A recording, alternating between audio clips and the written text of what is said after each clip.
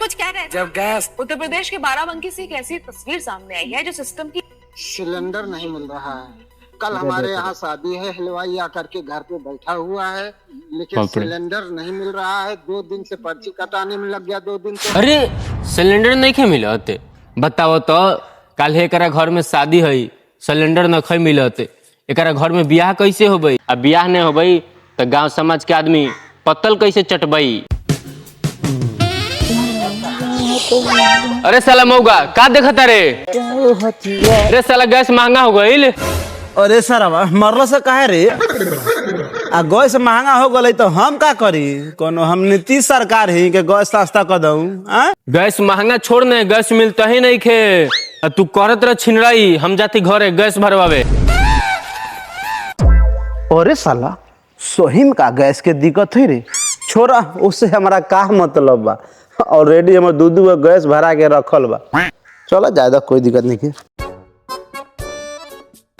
अरे बाप रे, मेरे हारू एगो तना सुकवार बा कि का कही हम। अब एक ऊपर से लड़ाई चलता, का जनी गैस मिली कि ना मिली। लोग कहेला कि पढ़ल लिखल से बियाह करो, ए अच्छा तो ही गवार देहात बारी सो कि गोइठा लकड़ी पर काम चला ले तरी सो। और बहु देखो पहुंचता नहीं, वो गैस मिली कि ना मिली कोनो गारंटियो नहीं के। का जानी किस्मत में कहाँ से सुकवार मेरे हारू से पाला पड़ गई। का हो भैया, गैस भरो जतरा का? अरे बाप का कहूँ रे भैया, जैसे मेरे हारू कड़ाही चढ़ा के तेल डलक हो, वो सही ससुर गैस खत्म हो गई। गैस मिलत है?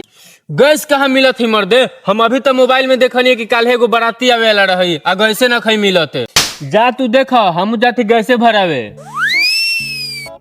अरे बाप रे, आज ना मिली का दो। आज हमारा बुझा गई कि आज हमारा काम हो।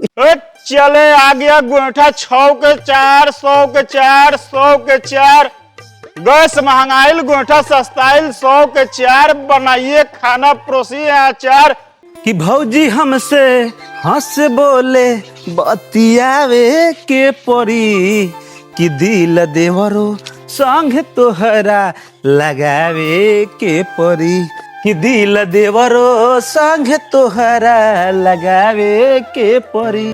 आओ आओ हमारे भतरू गैस भरवावे के परी, नहीं मिली जदी खानावा गाड़ फरवावे के परी।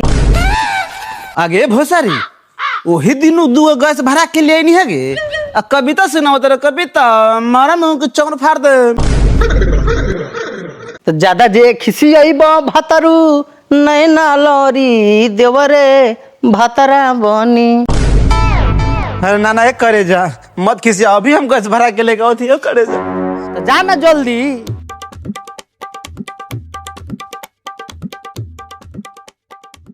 गैस महंगाइल, गोइठा सस्ताइल, 100 के 4, 100 के 4। बनाइए खाना, परोसिए अचार।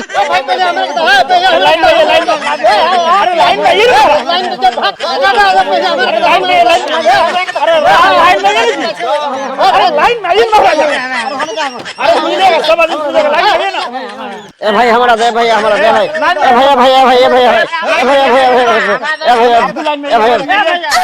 अरे लाइन ऐसे नहीं मिलेगा। आप पीछे आइए, तो पीछे इनका। भैया भैया हमारा दे, भैया भैया हमारा दे, भैया हमारा दे। बतावा सरवा एक भी हने से लाइन में लागल बाकी गैस ना मिलल। ये कैसन सरकार आ गई सरवा, बाप रे बाप। अरे साला गोइठा लाइन में, ये लाइन में।